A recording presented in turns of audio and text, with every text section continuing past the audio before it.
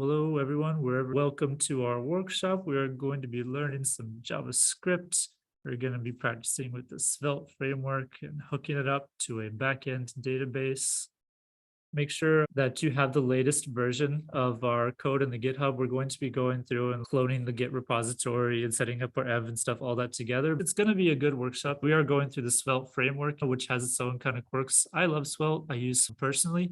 We'll be making a very basic app where we have some cards and we can save the cards to a database and get the cards from the database using API calls. This is what we'll be making today. Really simple app. You have some cool cards. They have titles, they have colors, and you can save them to the database. I think it's a good example of Svelte, just like how easy Svelte and SvelteKit makes programming. Cool. I always like to do a fresh clone from GitHub. So if you're over here in the hub repository, every code, just go to a terminal and we can do git clone github.com Kintone workshops intro to svelte.git, and it'll set everything up. You can see that there was a new folder created, cd some intro to Svelte, and you are now in the folder, right? If you're doing any kind of like JavaScript application that someone else has prepared, you want to install your dependencies. So what we're going to do is npm install in that folder, and that'll install Svelte and set up everything as we have specified in our package.json. You should get 0 vulnerabilities. If you really want to check it out, npm run dev. It's not going to really be working yet, but you can go ahead and set up that server right here.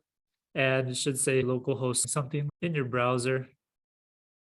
Go to that localhost, and all right, we have our basic app ready to be coded, not yet working, but it should show up. We also have the finished code in this repository. Just a little bit of a spoilers in the code repository. Right here, if you go to the docs folder, that we also have the finished code. Basically, every year Svelte comes out as most loved framework, but it's not necessarily the most used. Before we make the app, I think it helps to have an overview of what this app entails. So let's analyze this crummy GIF that we have right here, right? So it seems like we have some cards, right? And we have a list of cards that are coming together, right? So for me, that screams out, okay, we have an array, right? Big group of objects. And then each one of these cards seems to have some kind of text. We'll be calling it a title later on, but it has text. It has a little selector right here for red or blue. So it probably needs, this card object needs to have color associated with it. These are HTML selectors. Just like when I pick blue, it should change the card CS class to blue probably, right? I see a get cards button up on top, right? So that's probably going to be some kind of API call, right? To get our cards from a database, right? Every time we need to store things, it needs to be from a database. And then over on the right side, I see add cards. Okay, so not only are we getting from the database, we need to be able to post to the database. And so those are going to be our main components of what we talk about today.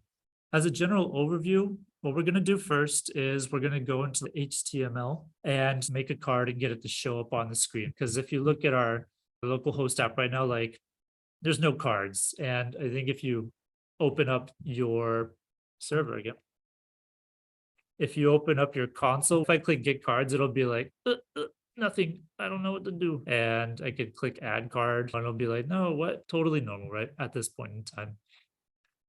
So first thing that we're going to do is we're going to do our HTML to make sure that a card can show up. Then we're going to try and work on our GET request. Let's see if we can connect to our database. And then we'll work on our post request and see if we can save cards to our database, which will then be got by our got function. But we're talking about databases here and stuff. Does Svelte use TypeScript? Yes, Svelte is TypeScript is a first class part of Svelte. It's pretty much built, and it's pretty much made to be used with TypeScript. Today we're doing JavaScript just because I like to focus on one new thing at a time. But if you are comfortable with TypeScript, and we've done a couple of TypeScript workshops in the past, definitely check that out on our YouTube channel. But it's definitely worth it to get into, just because every kind of junior dev job that you are going to be looking for, they'll be yeah, TypeScript. I was talking about databases since I got a little bit ahead of myself. I think Kintone is great, but this workshop will work with any of them. You just need to figure out what that database's API calls. We use Kintone because it's free for you guys as developers, and we're going to get that web database setup first, and then we'll walk through like why it makes life easy. All right. If you haven't already, clone the GitHub repository, change directories into that depository, and install your dependencies. And you can run npm run dev to get your server up and running. And next, we're going to go ahead and sign up for a Kintone subdomain. And you need the subdomain in order to have your database up and working. And the basics of our application today, having a database, storing some objects in there, getting those objects with a GET request, posting to the database with a POST request. So they're really common across like all architectures. It's not like Kintone has like some fancy weird way of doing anything. So in order to get your Kintone subdomain, you're going to go to this link right here, this bit.ly KDP_new. Try not to use Safari, accept your cookies. And when you get to this, we have our developer license registration form, right? And there's a bunch of legalese right here, but it says don't abuse our platform. Like, so when you get to your developer license, this is your subdomain. What is a subdomain? And this page right here, you'll see sean.kintone.com. You will get your own subdomain if you sign up for this .kintone.com. And that allows you to like have a database with apps and stuff. And you can use that for any workshop if you want to, which is pretty cool. So put your time in here, emails and stuff, and fill out the survey. The survey helps us know what level of workshops we should be doing and where people are coming to. Here's the part where most people get hooked up on. They're like, what does this mean? Create your subdomain. I agree, it could be better worded, but like this is what is going to show up before the .kintone.com. So you see like mine's sean.kintone.com. In this field, I put Sean last year and it says it's not available. That's right, it's mine. And once you have put in here your subdomain name, go ahead and click sign up and it'll send you a email. And the email will have activate your subdomain and it'll take you to this login portal as well for your subdomain. The first time you log in, it will be your email. So mine was like sean@kintone.com. The first time that I logged in, you can change this later to have your login name be like Sean or whatever it is that you want. So the first time your login name is going to be your email and then your password. It'll probably prompt you to make one. There you go. Oops. There we go.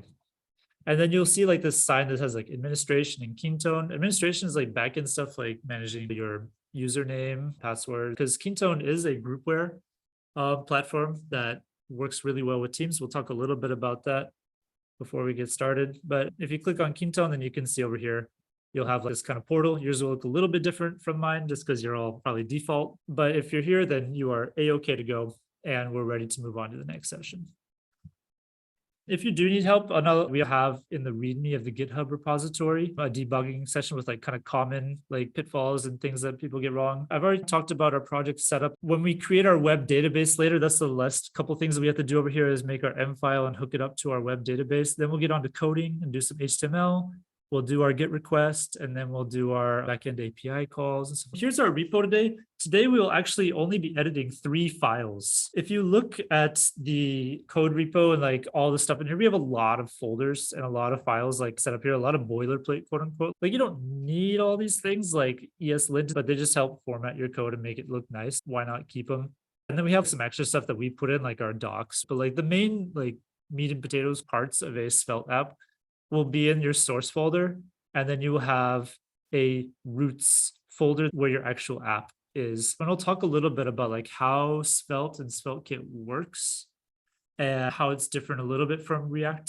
So what is Svelte? Svelte is a compiler, actually. It doesn't, for example, display anything itself in your web browser. It is not responsible for example, like how your code is worked out by your browser. Svelte is just a compiler that like when you finish all your code, we have all this cool fancy JavaScript code in here that with like functions, we have our HTML, we have our CSS. We'll compile all of this down into just vanilla HTML, JavaScript, and CSS, which is really cool because it's basically really simplifies your apps. It makes it blazingly fast, which is pretty darn cool.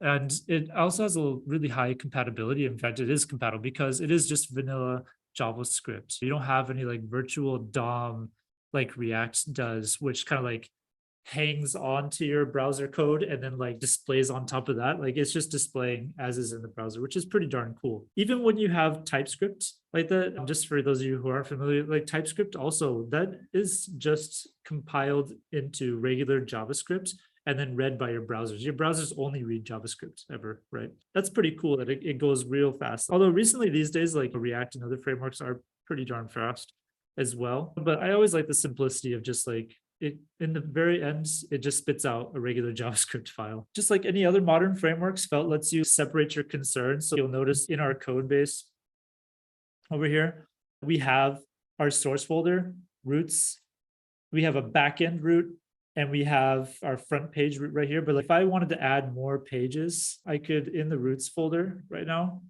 I could do my new route. And then I'm just gonna copy this plus page into here, right? And this is how you designate like a new page for a new route. We'll talk a little bit about that later.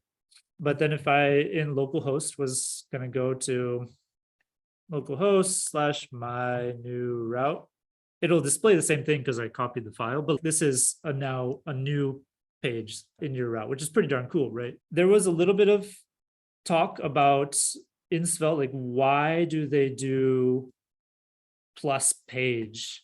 And they explain it really well in the documentation, but basically it had to do with naming conventions for routes and not having everything be named like index.html. Basically, like it had to be named something. And by doing plus page, what they also have and what we'll be talking about later is this plus server.js. And there's also plus page server.js, which has the power of both. But what plus page is, it is meant to be like front end visible code, things that your users will see and interact with maybe, and it'll be displaying like HTML. And then our backend, which we'll be coding later, is a plus server.js.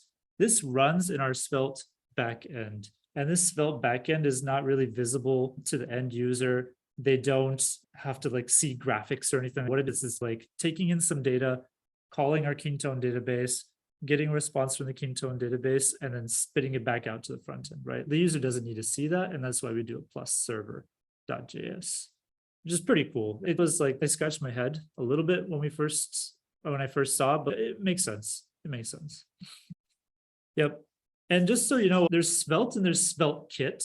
So Svelte is like the compiler that I was talking about earlier, right? That is the actual like machine code that you install, that like you install the package, you put run production or something, or build, and it'll spit out a JavaScript file, right? That's the compiler. Svelte Kit is a optional powered up version that, like I just showed just now, has the routing, server-side rendering, and it has a backend. And since this time we'll be making API calls to our Kintone backend, right? We'll be using Svelte Kit, right? So what'll happen is our Svelte Kit, our Svelte app right here, will have two parts, right? We'll have our front end with the plus page.svelte. We'll have our Svelte backend. That Svelte backend will be making API calls to and from our Kintone database. And this is a really basic JavaScript and like web app framework, right? You have your front end, you have your backend, you have your database, right? It could be a local database like MySQL or Postgres database. It could be a web database like Kintone or Firebase, for example. You could have an AWS web database. But why do we use Kintone instead of these? One is cool because it's no code, low code, and it's made for people to like work together, or you can just use it as a web database with API calls and like allow you to develop and prototype incredibly fast, which is pretty darn cool. And what we focus here on Kintone is that we have our data with like our web databases, right? Because the database is just storing data, right? You have tables, and the tables have columns and rows like an Excel spreadsheet, right? And the conversations about that data are all in the same place. And what that means specifically for us is here we have some database info talking about, I guess, like an API. It could be a customer name database, like name, address, shipping address, credit card info. And then over here on the right, you can see that there's comments. So that allows like people to work together. If you're working on a team, if you guys are currently employed, someone might be like, hey, I need you to edit our front end file ASAP. Get on that. And they'll tell you probably via a Slack channel or, God forbid, Messenger, right? Hopefully they don't text you. And then it's up to you to find out where that file is, right? Or on the other end, like, oh, I finally edited that frontend.js file. Let's tell my team to make sure that they get the newest version and don't mess up all my hard work. oh, where the heck should I tell them about that? Is it email? Is it Zoom? Is it Skype? And then the same problem just happens over and over again. Once they get that message, they're like, oh, where is that JS file again? It's dumb, in our opinion. So that's why we have this data and conversations taking place in the same area. Like that, which is pretty cool. I'm going to gloss over these next parts, but Kintone also allows you to do flows like if you are working on a team, like passing things between team members. You can have multiple people logged in and working in your apps and stuff. But the real stuff that we're going to be working with today is a Kintone app.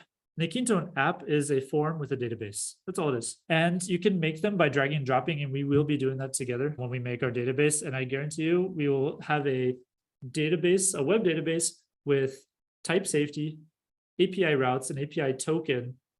And we will do it in less than 5 minutes, as opposed to an hour, something that it would probably take me to do with MySQL or other frameworks. There are whole companies that is just based on making like Kintone apps, because we have a plugin marketplace. And so if you make a popular plugin and it sells, then you get money, which is pretty darn cool. So if you want to become like a Kintone developer, it's totally viable. You can make customizations like we're going to make today and sell them to customers, right? Let's make our app, and we're going to make our database, and it's going to go real fast, and then we can get to coding. So if you are in your Kintone portal right over here, go over to the right side right here where it says apps and click the plus button. Click on the plus for that, and it's saying create an app. Just remember app equals database, right? And we have other options. You can create it from Excel files. We have templates. We're going to create an app from scratch. This will be like your new app, aka new database that we're going to make, and just name it something that you'll understand. Kintone Cards 3, baby.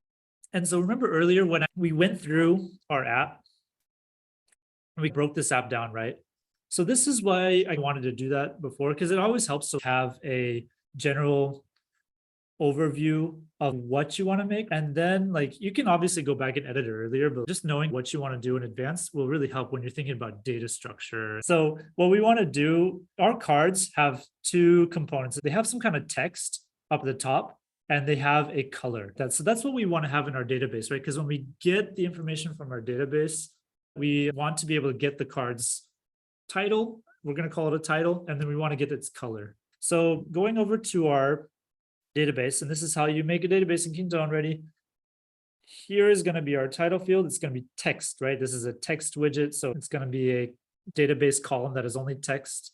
And if you click on settings here, we'll just call it title. The name can be whatever you want. I say title just because it's easy to understand, right? And it doesn't matter what case it is, it's just a name for you. The really important thing is down here, this field code, right? This field code is what our JavaScript and our API calls are going to be referring to when they call. And so all things code, it's case sensitive. So name this title with a lowercase t, just because I like to keep my code as lowercase as possible. And then you can save. You have some other options like here that would be really hard to implement in a traditional database, like required fields or no duplicate values or like minimum characters, maximum characters stuff. Kintone allows you to do it pretty easily, which is awesome. So here's our title of our card. So this is where like the text on our cards is going to go. The next thing is we have a selector, right, for one of two colors. So I just picked a selector here. You could also have done like a drop down, probably. You could do like a checkbox maybe, although that would allow you to like have multiple color options checked at once. I did a radio button.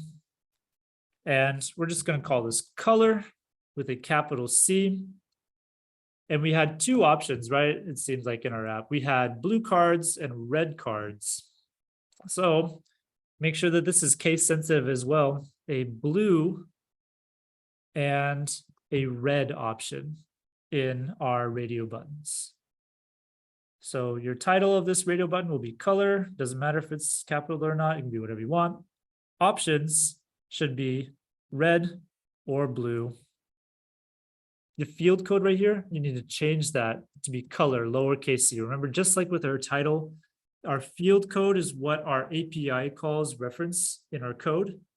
So we want them to be case sensitive. This is lowercase c with a color. If you really want to do uppercase, or if you really want to do like something that's besides color, you would have to change that in the code over here, and like our server call over here, like we're doing like title with a lowercase t, color with a lowercase c, right? So that's where you'd have to change it. Not impossible, but it's a lot more work than it needs to be. And if you have set up your Kintone app, save your form real quick.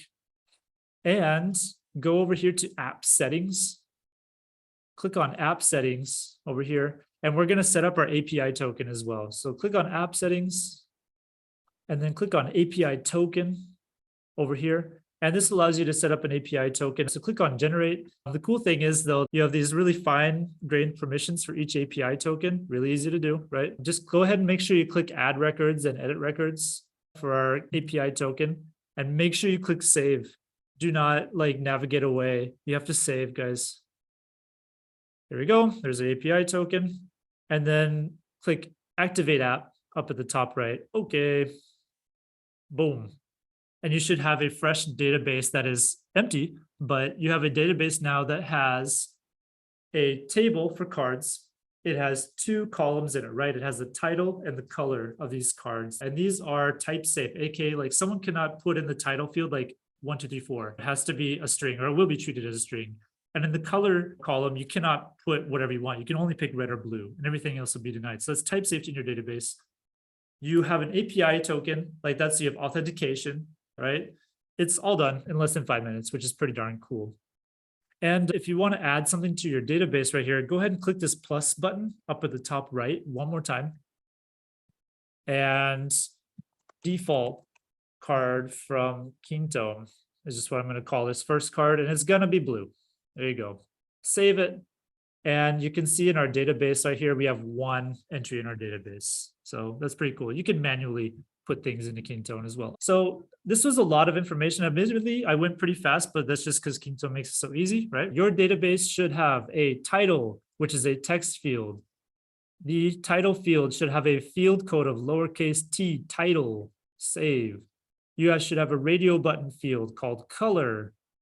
Color should have 2 options, uppercase B blue, uppercase R red, and a field code of lowercase c color as well. Save it, save your form.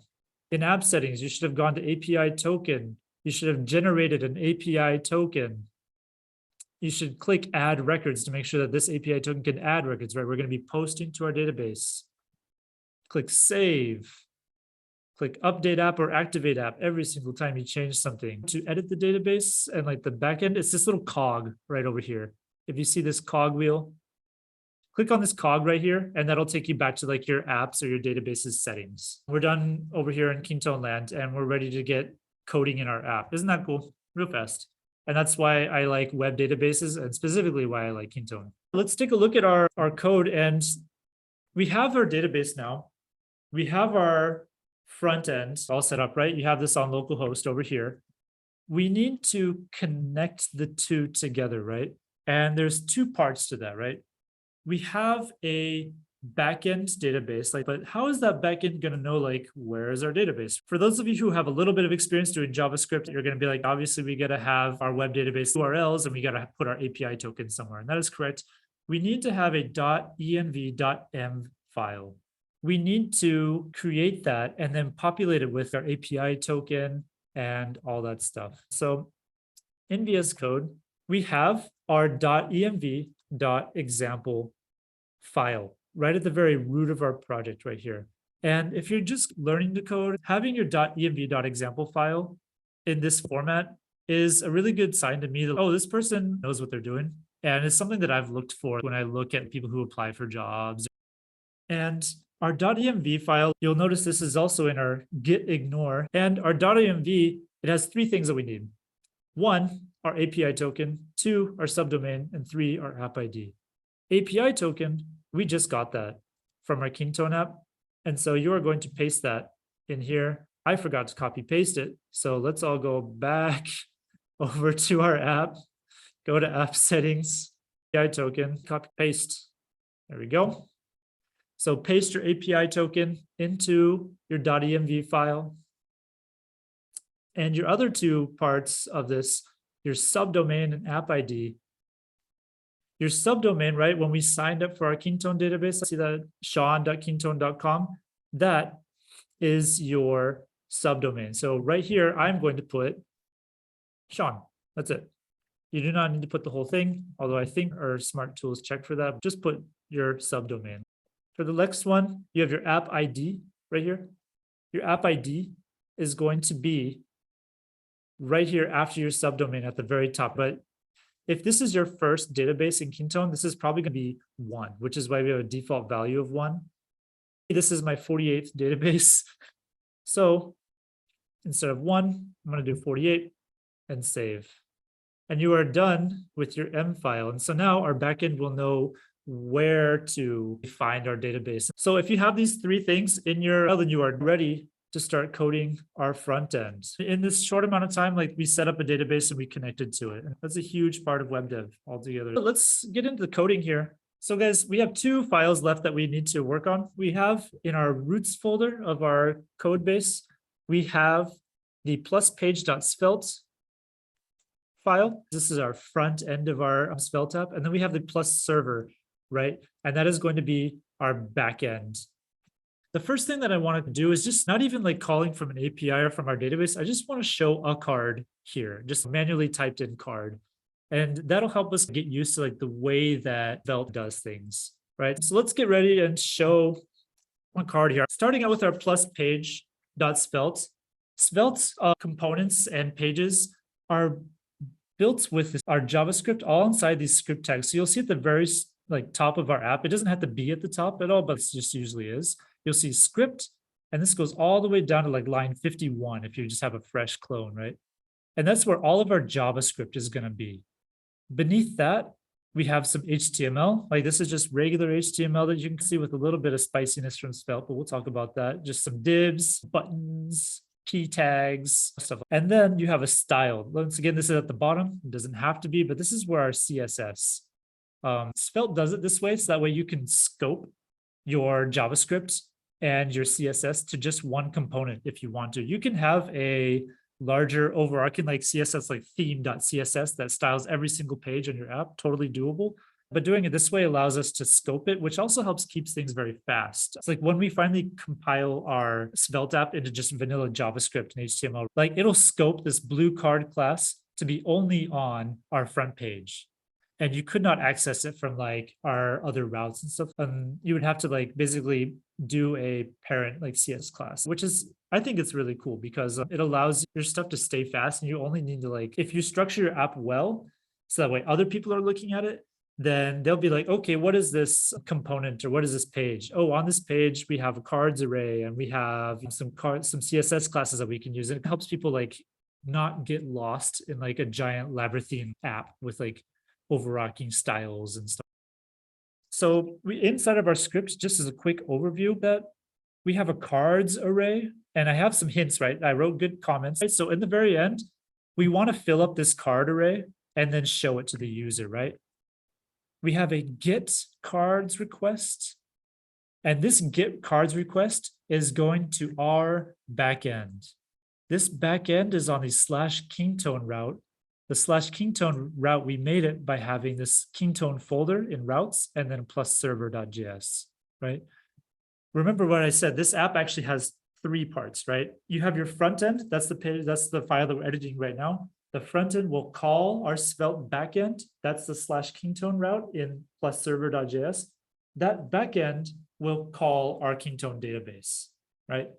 So this API request like that, it's a fetch request, right? And this fetch request is going to our /Kintone route. It's actually all local, which is pretty cool. And it's a good way to set up apps. We're getting some card info, and then we're doing something with our cards as well. Like for each card, we need to add cards to our card array. We'll do that later. Similarly, we have a post request. You want to get cards, that's a get request. When you want to save the cards to the database, that's going to be a post request in general. Our post request, so we're going to be sending a post request to our backend with some card info that we want to save, and then our backend will then send that info to our Kintone database later. And that's the end of our script, right? Inside of our HTML, this is what we're going to be editing right now. We have a big like main div with a grid container. Our grid has a left side and a right side right here. You can see I have 2 divs. On line 63, div class right, and then on line 55, div class left, right? And that's what these are basically. It's just a very simple CS layout. Left, take up X amount of space, right, take up X amount of space, that's all. On the right, we'll have our post request, the card that we want to save. On the left, we'll just show our cards, right? So in our div class left, we have a button. on click, and this is a little bit of Svelte magic right here, right? This allows you to easily set up like click events and stuff for different HTML objects. And this is the Svelte way of writing it. If you are coming from React or Vue or even vanilla JavaScript, it takes getting used to. And I even like myself, like I love Svelte, but I don't have these things like memorized. I'm constantly looking up the documentation. Like I wouldn't recommend just trying to memorize it. I look it up almost every time. Similar to Vue, if you're talking about routing, then yeah, this is a really common way to do routes nowadays. And I think this started with next.js for React. They just did like folder names and stuff or files as routes. This is like the common way to do this in JavaScript frameworks right now. Yeah. So we have a button that'll fire off our get cards function when we click it. That's what this is. So the Svelte way of doing is on and then a colon click. And I think there's a couple, like if you were to do for this button, I think there's a bunch. Our IDE will do this on like double click, on drag, on focus. So if I were to like have a text field, and like when I click on it, I could like do on focus text value equals blank, and that would like clear out the text field for me and stuff, right? There's all kinds of different things that you can do to hook into these basic like HTML events, right? They're called events, JavaScript events, right? So we have a button that's when we click it, it'll fire off our get cards function. Remember, our get cards function is up here in our script. Everything's very locally script and scoped. And then we have a div with our class for our card rows, and this is going to have rows of cards. And here's the next part of our kind of like very Svelte way of doing things. Svelte has an easy way of iterating through objects because this is such a very common thing in modern JavaScript design, right? Think about the front page of YouTube. You have a list of videos, right? So you're iterating through this list of videos. For each video, display the video. And this is very common in web design. So you're going to be using like these each loops a lot. I think in React, you cannot directly use a for each loop like in React. You have to do like maps, which is the same thing, mapping an object out. But this basically allows you to just do a for each.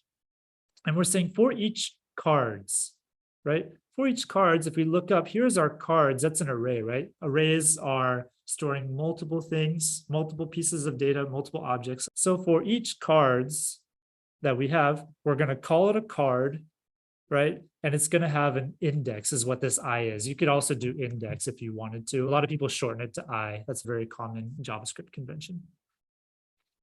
So for each card, we're going to want to do something with that card, right? And this is where you're going to be displaying something. So let's try and display a card right now. In our for each loop on line 59, let's say we have a div. And in our div, the div is going to have a class, right? So we're going to just, for now, we're just going to copy it down as to be like the class is equal. Let's make it blue by default, which will make it blue like no matter what, even if we click on the red button, but there you go.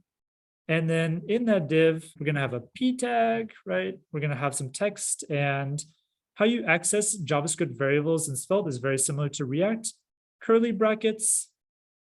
And then which one are we going to want? Each card, right? Each card object has some text on it or title, and it has a color. And the way that we access that was object notation. So card dot title. Now, if you were to go and look at your code right now, actually nothing would show up, and you'd probably get an error because our cards array is empty. So just for the purposes of showing us like what our HTML is going to look like, I'm going to fill this in. We'll have a title and test title from local and a color. And our color is going to be blue with a capital B, right? And it'll have an ID. And for now, we're just going to have an ID of 0. Sure, why not? We're not actually using the ID, but our cards will have an ID when we get it from our Svelte database. So now if we were to do that and go back over to our app, you will see, it automatically hot reloaded, which is pretty awesome. Thank you, Svelte, that we have our test card. We did not get this from our database. It's hard coded, which is always uncool. You never want to hard code stuff, but there it is. And that's the kind of like the Svelte way. And if we were to have more cards, like if I were to copy this object, separate it out with the comma, and yeah, just save that. Okay, now we have 3 cards. Pretty cool, right? So we've managed to display our cards, but we don't want to display just like hard-coded cards, right? We want to get them from a database as well, right? And also where our cards are missing something, right? They had a radio button to show like what color they are. So let's add some radio buttons as well, okay? So in our card div, we have our p tag for our card title, and beneath that, let's have some label. We're gonna have some inputs, and the type is gonna be radio button right here, right? And it's always best practice for having these controls, like you want to have what's called a label for it. So we're going to do a label right here. Let's have a label, and it'll give us an error right here because it doesn't know which control the label's for. So we'll do that. We'll do our radio button, and our label will just have text of, we'll say red for this radio button, and then we'll copy that, and this one will be blue. And if we go back to our app, did I delete the card object as well? Yeah, I did. Ooh, shouldn't have done that, but that's fine. Best color, blue, ID 0. My bad, guys. Our card now has a radio button that you can click, and you can click both of them. It's all buggy. And what's up with that? When you have a radio button or check boxes, or you have, for example, like any kind of like form controls and stuff, right? These form controls have what's called a value, right? And so our radio value, our input type right here, right? When we click red, it doesn't know from the label that like it's supposed to change something to red, right? So our value for this first button will be red, and that'll tell, and make sure it's uppercase, right? Make sure all your colors are uppercase. This will tell, hey, when you click this button, you're going to be changing something to the value of red, right? And just like our other one right here, value is equal to blue with an uppercase B, right? So that's the first part of changing variables, right? The second part is we have to tell it, where do we save this value, right? This value has to be saved somewhere. And what we're going to do is we're going to, in the Svelte land, what we do is we bind them to a group. You can also do bind value for things that have only one thing. So if you notice our card on the right that has just our card title, there's actually only one option on this card title, right? It's just a title. You can't have like multiple different titles that you select from. It's just whatever you type in here is the title. And that's why it's bind value. If you have multiple things that you need to choose between, this is a group of options, quote unquote, right? And in that group of options, you need to tell Svelte like, hey, this is a group, and then whatever is picked in this group will be saved to this variable. So we're going to bind this to a group. And for now, I'm going to put I on here, and I'll talk about why we do that once we do our GET request. If you're kind of getting ahead, then you'll realize that like each card that we're valuing, we're going to have multiple cards that we get from our GET request, right? We might have 50 cards, you never know. It's going to have this I index, right? Index is a way that's very common in all JavaScript like frameworks and stuff of iterating through things and then saying, okay, this is number 1, this is number 2, this is number 3. Each card, aka each index, will have 2 radio values, right? And so we need to basically say this is a group of radio values for card number 1. Basically, like when we have these groups of radio buttons, each card that we have is going to have a group of radio buttons.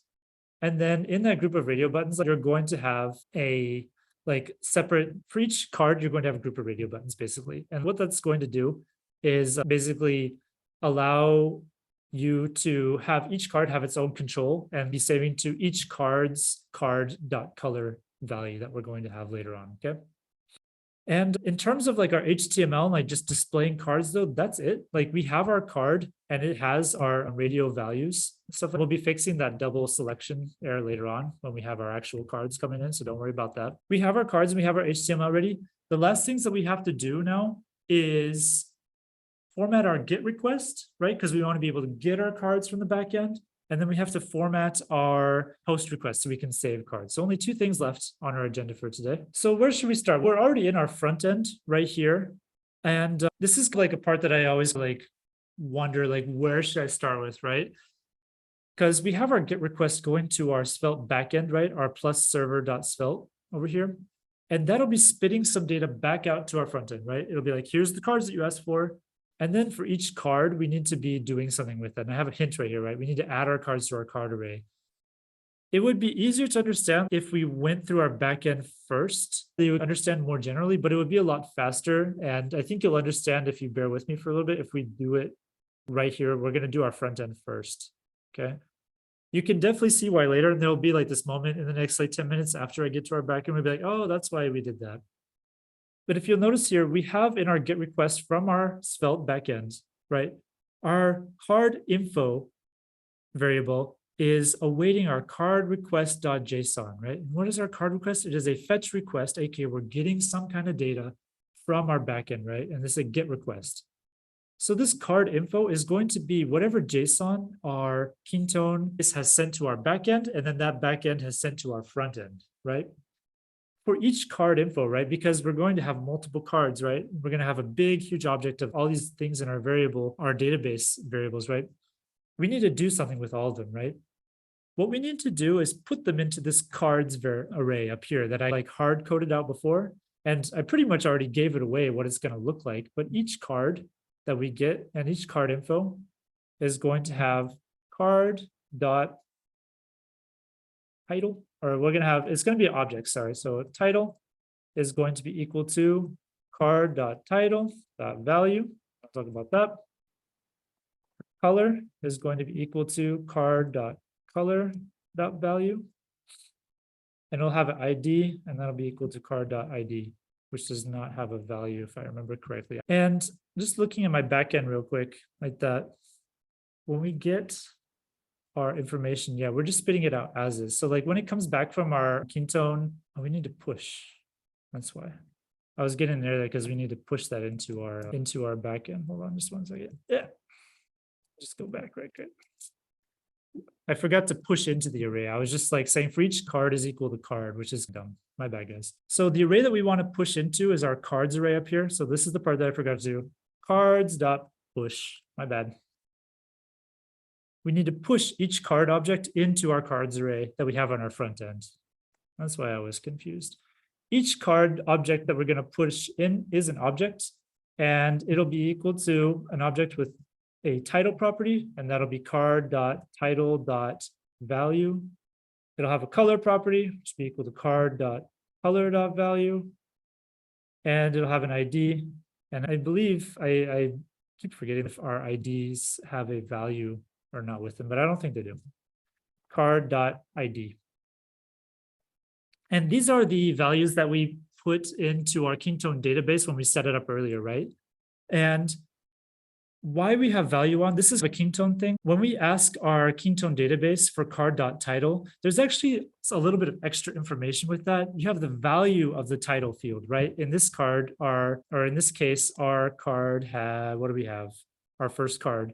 The value of the title field is default card from Kintone, but it'll also have an ID attached with it and like some other information as well, right? So that's why we have to put .value at the end of our object notation for things that we get from Kintone. I've spent a lot of time debugging, being like, why doesn't my code work? And then I forgot to put .value as well. And that's all that we need to do with our cards info for each method right here, right?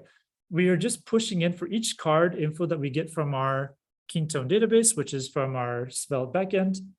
For each card, push it into the cards array, that one that I was manually typing out up here. Now this will be populated from our API request, which is nice. And then push in some card objects, basically, is all we're doing.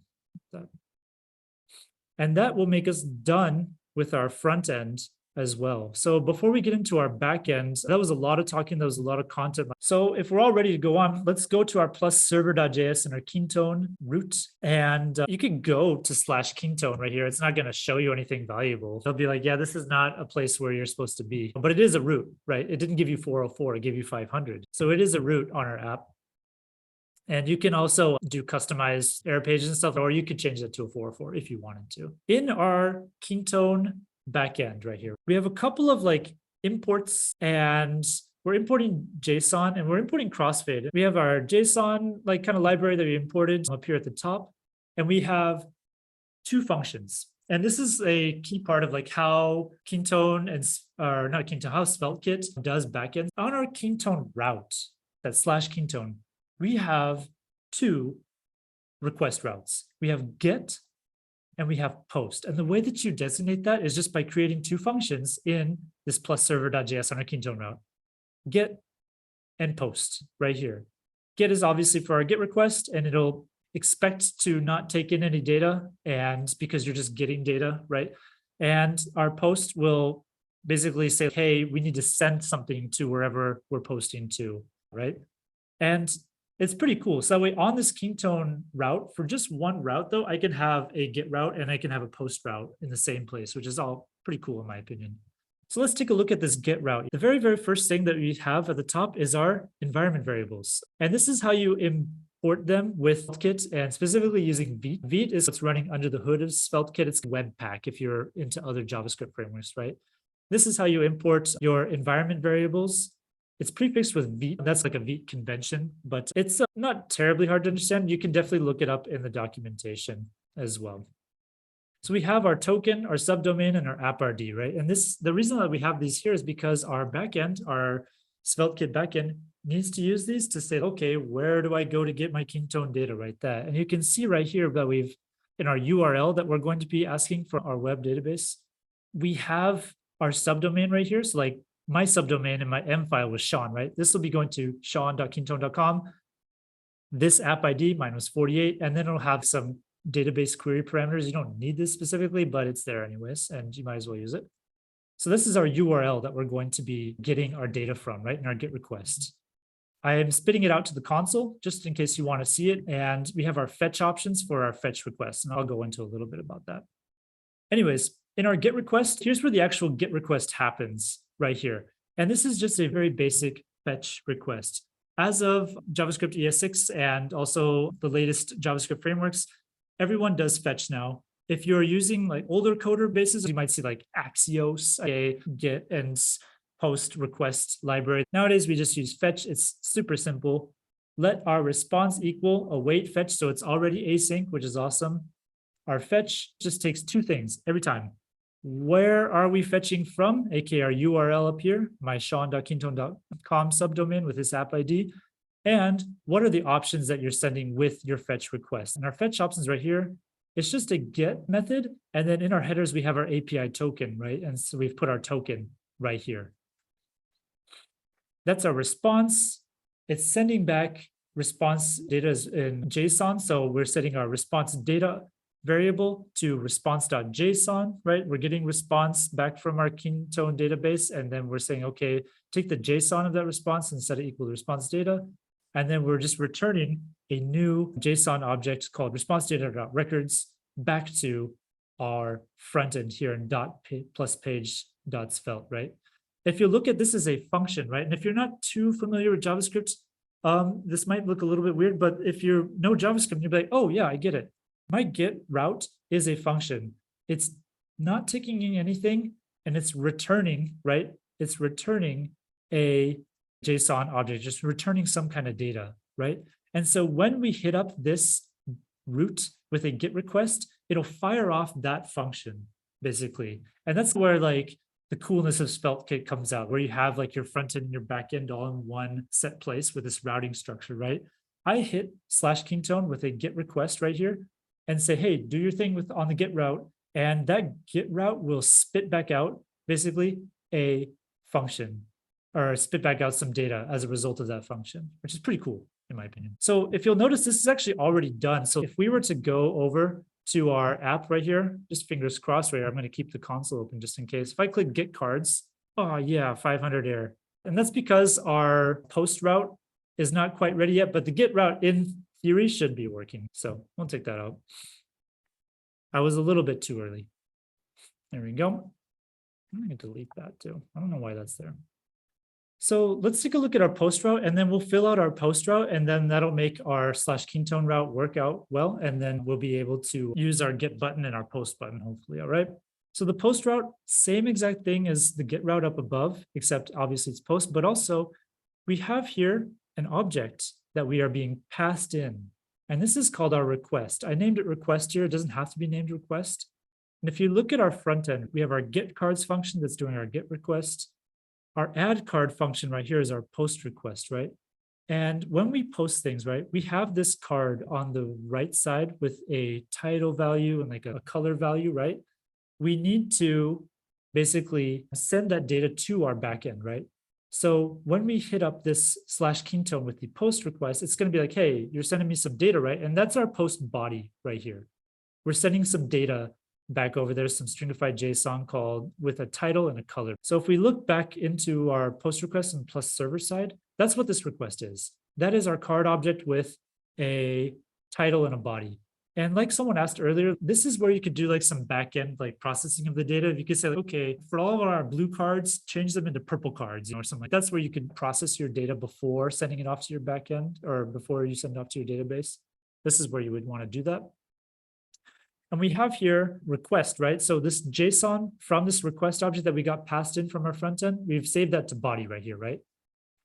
And we need to basically send off those values to our Kintone database and save them, right? And the way we've already structured the object for you here, because you just have to look through the Kintone documentation, which is really good in my opinion, but I don't want to spend time doing that right now. We've set it up for you where it's pretty easy to understand like what goes where. We have an app, and that's our app ID. So I'm saving to app 48. For you, it might be 1, whatever your database you're saving to. For each record, we're going to save a new record here.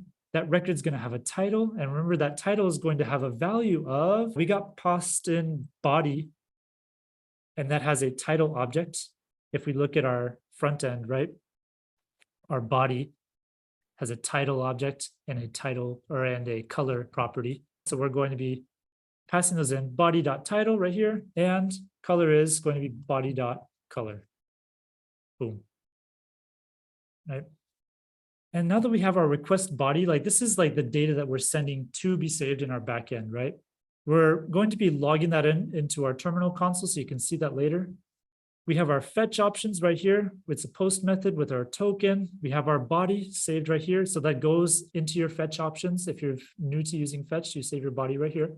And we need to actually do the fetch from Kintone. I'm going to cheat a little bit because we're running short on time, but this is just a fetch request in this try catch right here. So if you look up above in our get, a fetch request is a fetch request. And we can just copy this right here. And in our try, we're going to paste it right there, but we need to change a couple of things, right?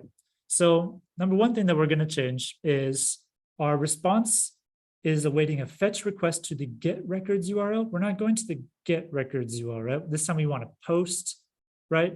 This is our post records URL that we have for as a part of our post function, right? Because the place that you post to is a little bit different from our get records URL. So change this response right here to await fetch and the post records URL. Still keeps the same options. I named everything similarly.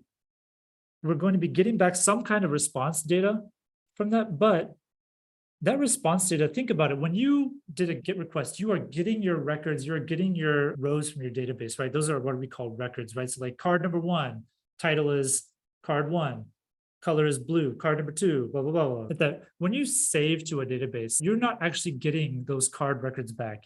And this is pretty common with any kind of post request for just like saving to a database.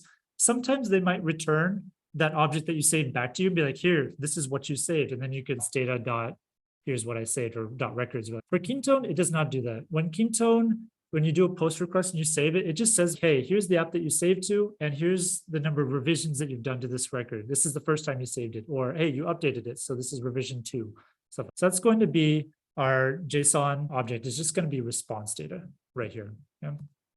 All righty.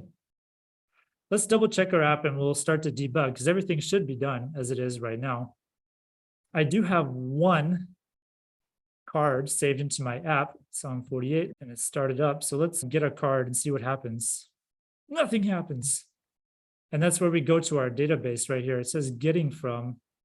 So it seems like our getting request is working, but nothing's happening in our front end. Oh, there it is. We got our card. It just took a little bit of time. Sorry.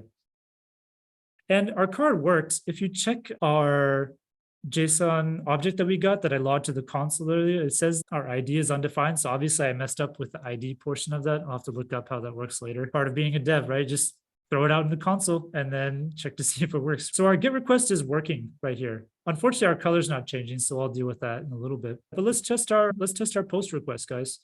We have a card right here.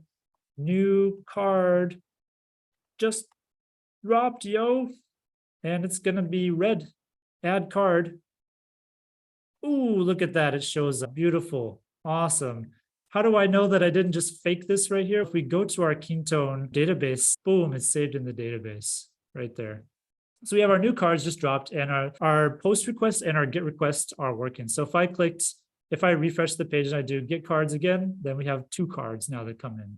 Awesome. The basic functionality of our app is working right now. And you guys just did something really awesome in a short amount of time. And so now I'm going to take a look at why these cards don't allow it to change real quick.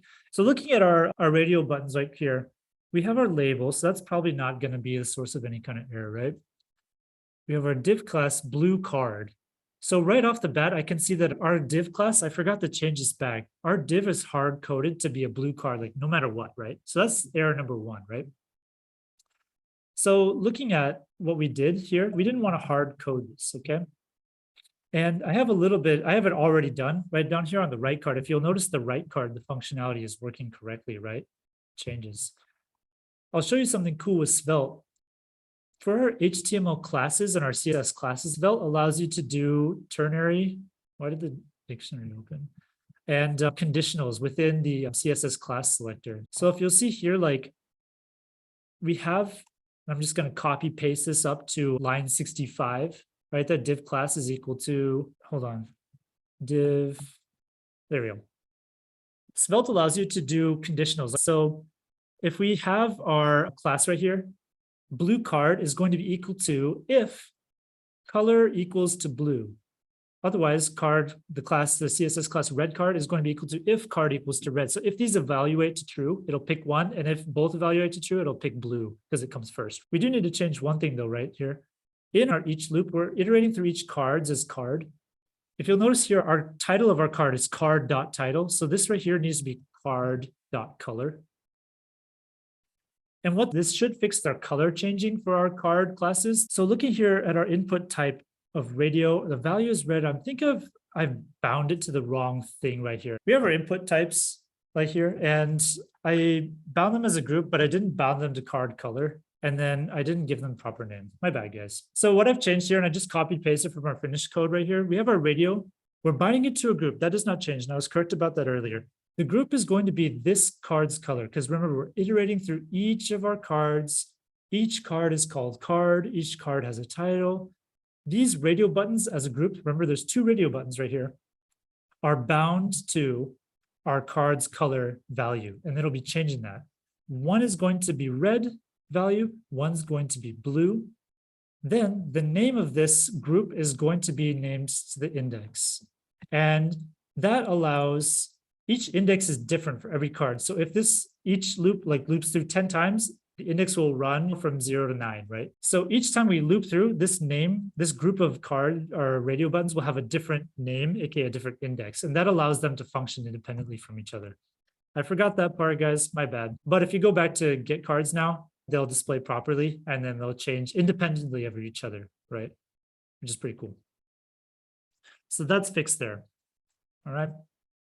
If you didn't quite follow, wait, where did you copy paste that from? Stuff. There's the finished code, obviously in the docs. There's also the workshop steps, part of our GitHub repo as well. And Genji wrote all this up because he's a madman. So definitely check all this out. If you do get lost, we also have forums, and you can ask questions about anything Kintone related, including our workshops as well on the forums. So guys, our workshop content is done. We made a create, read, destroy app. We connected it to a web database. That web database has type safety. It has authentication with an API token. Your API token is not uploaded to GitHub. And you did it with a modern JavaScript framework. That's a lot. And you should be pretty proud of that if you're just getting started code. And if you're like an experienced developer, hey, this is a great introduction to the Svelte framework, which is well-loved, popular, and quite honestly, it's great to use. I love using it. And hopefully it'll make your dev experience a lot better too. Like React these days is actually similar to some things in Svelte, like the way that they do routing with next.js and stuff. And also like you can stay ahead of the curve for when things do get popular.